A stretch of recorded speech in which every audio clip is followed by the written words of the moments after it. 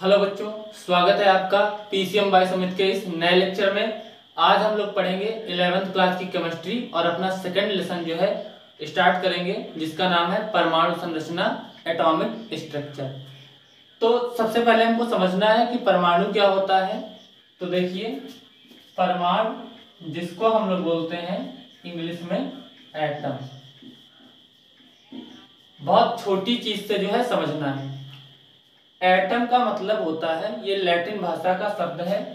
ए का मतलब होता है लैटिन भाषा में नॉट, और TOM का मतलब होता है डिविजिबल। तो नॉट माने क्या, नॉट माने क्या होता है नहीं, डिविजिबल माने क्या होता है विभाज्य। यानी कि ऐसा कण जिसको हम विभाजित नहीं कर सकते हैं वही क्या कहलाता है, परमाणु। सबसे पहले जो डाल्टन था वैज्ञानिक, क्या था नाम उसका, डाल्टन। इसने बताया था कि पदार्थ छोटे छोटे कणों से मिलकर बना है, जिसे विभाजित नहीं किया जा सकता है,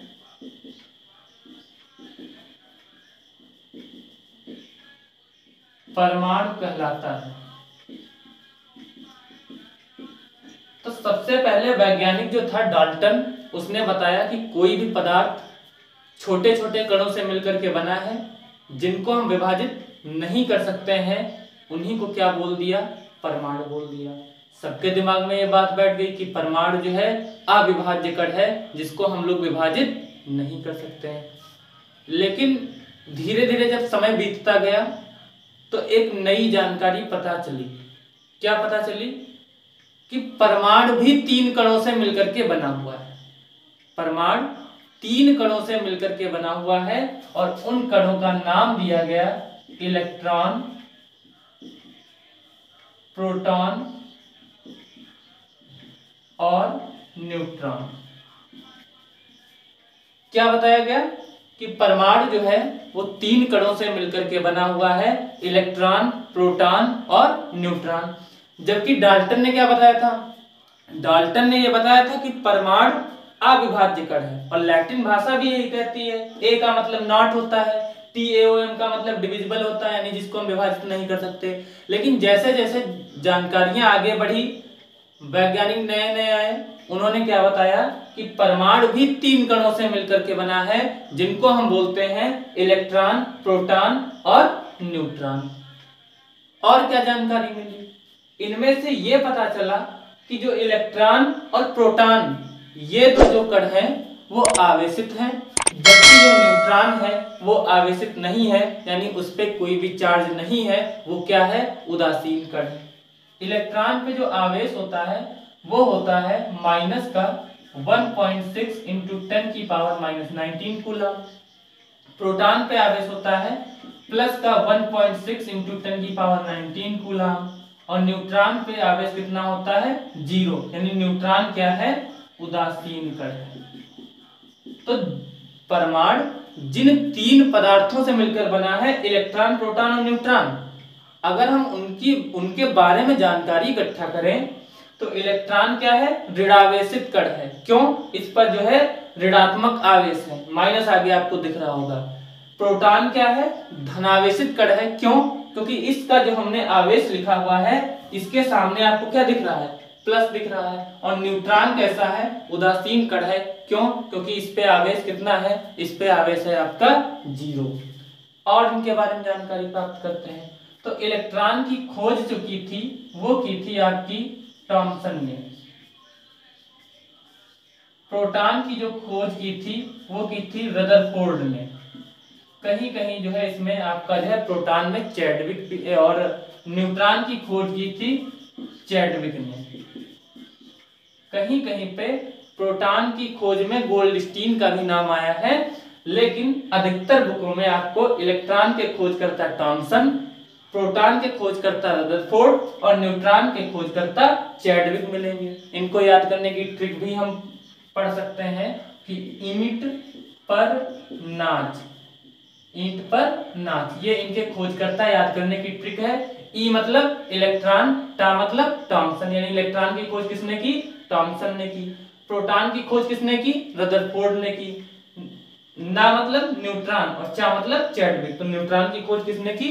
चैडविक ने की। इतनी बात आई समझ में? इतना क्लियर हुआ? परमाणु क्या है? परमाणु अविभाज्य कण है जिसको हम विभाजित नहीं कर सकते हैं, और यह किसी भी पदार्थ का क्या होता है? सूक्ष्मतम कण होता है। ऐसा किसने बताया? डाल्टन ने बताया।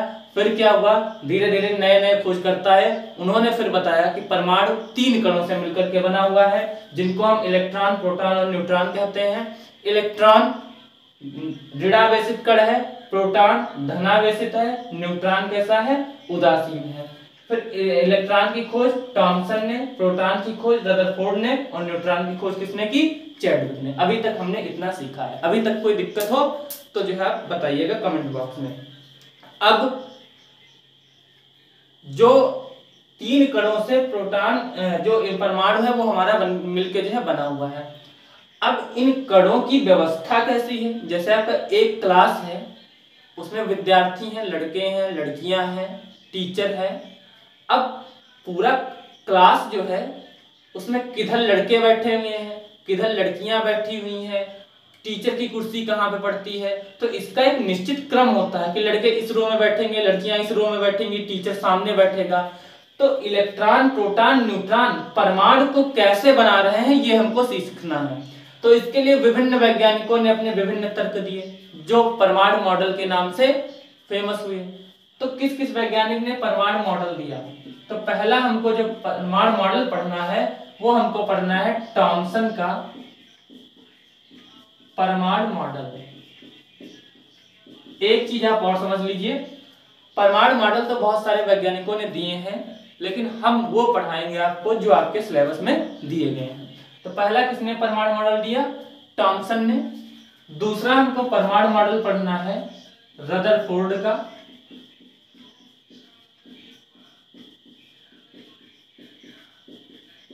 और तीसरा हमको क्या पढ़ना है? नील बोहर का परमाणु मॉडल। नील बोहर का परमाणु मॉडल। नीचे के दो जो परमाणु मॉडल हैं इनको जो है आप बहुत अच्छे से पढ़िएगा, क्योंकि ये जो परमाणु मॉडल हैं ये आपके 12th क्लास में भी हैं, तो इनको आप बहुत अच्छे से पढ़िएगा। अच्छा, एक चीज और समझ लीजिए, ये लिखा हुआ है H और ये हमने लिख दिया H2। ये H लिखा हुआ, ये H2, इसको भी आप हाइड्रोजन पढ़ते हैं, इसको भी आप हाइड्रोजन पढ़ते हैं। दोनों में फर्क क्या है? देखिए, इस हाइड्रोजन को आप अब और तोड़ नहीं सकते हैं। ये H लिखा है, आधा H नहीं लिखा जा सकता। इस हाइड्रोजन को आप लिख सकते हैं H+H, यानी इस वाले हाइड्रोजन को हम तोड़ सकते हैं, और इस वाले हाइड्रोजन को अब हम और तोड़ नहीं सकते हैं। तो जिसको हम तोड़ नहीं सकते हैं उसी को हम क्या बोलते हैं? परमाणु।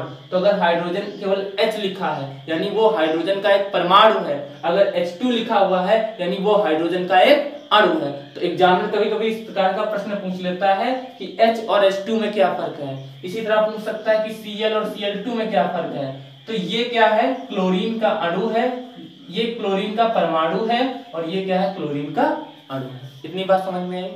अब बढ़ते हैं परमाणु मॉडल की ओर। तो सबसे पहले हम लोग पढ़ेंगे थॉमसन का परमाणु मॉडल। तो थॉमसन का परमाणु मॉडल क्या था इसको जो है थोड़ा समझ लेते हैं, फिर जो नेक्स्ट वीडियो में हम लोग इसको पढ़ेंगे एक एक करके। जो है थॉमसन ने बताया कि परमाणु जो है वो एक धनावेशित गोला है। कैसा गोला है? धनावेशित गोला। थॉमसन ने क्या बताया? परमाणु एक धनावेशित गोला है जिसके अंदर इलेक्ट्रॉन धसे हुए हैं, जैसे कि तरबूज के अंदर बीज। परिभाषा आप लिख लीजिए। इनका जो मॉडल था कि जो परमाणु है वो एक धनावेशित गोला है, उसके अंदर इलेक्ट्रॉन धसे हुए हैं जैसे कि तरबूज के अंदर बीज। ये इन्होंने बताया। अब दूसरी चीज इन्होंने बताई कि किसी भी परमाणु के अंदर जो इलेक्ट्रॉनों की संख्या होगी वो बराबर होगी प्रोटॉनों की संख्या के। सबसे इंपॉर्टेंट बात तो इन्होंने यही बताई कि इलेक्ट्रॉनों की जो संख्या है वो बराबर होगी किसके, प्रोटॉनों की संख्या के। इससे लॉजिक क्या निकला भाई, इलेक्ट्रॉन का आवेश माइनस में होता है, प्रोटॉन का प्लस में होता है, लेकिन दोनों के परिमाण क्या हैं, बराबर हैं। तो अगर जितने इलेक्ट्रॉन होंगे उतने अगर प्रोटॉन होंगे तो उतने आवेश धनावेश होगा, उतने आवेश ऋणावेश होगा, तो एक दूसरे को काट के कितना कर देगा, जीरो कर देगा। भाई 5 इलेक्ट्रॉन है, ये माइनस में इलेक्ट्रॉन का आवेश होता है, 5 प्रोटॉन है प्लस में आवेश होता है, तो दोनों घट करके कितना बचेगा, जीरो। यानी परमाणु पे आवेश कितना बचेगा, जीरो। क्यों, क्योंकि ऋणावेश किसके बराबर है, धनावेश के। अर्थात इससे एक निष्कर्ष निकला कि अगर धनावेश ऋणावेश के बराबर है तो परमाणु को हम कैसा कण मान सकते हैं, उदासीन कण मान सकते हैं। क्यों, क्योंकि जब धनावेश ऋणावेश के बराबर होगा तो उस पर कोई आवेश बचेगा ही नहीं, सिंपल सी बात। तो जो आपके थॉमसन है, इन्होंने जो है क्या बताया कि परमाणु एक धनावेशित गोला है जिसके अंदर इलेक्ट्रॉन धसे हुए हैं, जैसे कि तरबूज के अंदर बीज। दूसरी चीज इन्होंने क्या बताई कि किसी भी परमाणु के अंदर इलेक्ट्रॉनों की संख्या प्रोटॉनों की संख्या के बराबर होती है, अर्थात ऋणावेश और धनावेश बराबर होते हैं, इसलिए परमाणु एक उदासीन कण है। ये था रदरफोर्ड का थॉमसन का परमाणु मॉडल। अब इनके परमाणु मॉडल में कमियां क्या क्या रही, जो सबसे बड़ी कमी रही, इन्होंने ये नहीं बताया कि परमाणु के अंदर न्यूट्रॉन कहां पे है, परमाणु के अंदर न्यूट्रॉन कहां पे है। सबसे बड़ी थॉमसन की कमी तो यही रही। चलिए ठीक है, आपको इतनी चीज अगर समझ में आई है तो हम लोग थॉमसन के परमाणु मॉडल, रदरफोर्ड के परमाणु मॉडल और नील बोहर के परमाणु मॉडल पे अलग अलग वीडियो से विस्तार से जो देखेंगे, क्योंकि वीडियो से आप बड़ा हो जाएगा। उम्मीद है कि आपको समझ में आया होगा। तो चैनल को सब्सक्राइब कर लीजिए, बेल आइकन दबाना मत भूलिए और मित्रों तक शेयर अवश्य कीजिए। 11th क्लास 12th क्लास के फ्री PDF नोट्स लेने के लिए नीचे दिए गए जो आपके नंबर है, इस पे जो अपना नाम और अपने विद्यालय का नाम लिख करके हमें भेजें। आपको फिजिक्स, केमिस्ट्री, मैथ और बायो के नोट्स 15 से 20 मिनट के अंदर प्राप्त हो जाएंगे। प्रिय विद्यार्थियों, आप जो सपोर्ट करते रहिए, चैनल को सब्सक्राइब कीजिए, अपने मित्रों तक अवश्य शेयर करिए। पूरा का पूरा सिलेबस हम आपको कवर करवाएंगे। मिलते हैं नेक्स्ट वीडियो में, तब तक के लिए आप सभी को प्यार भरा नमस्कार, धन्यवाद।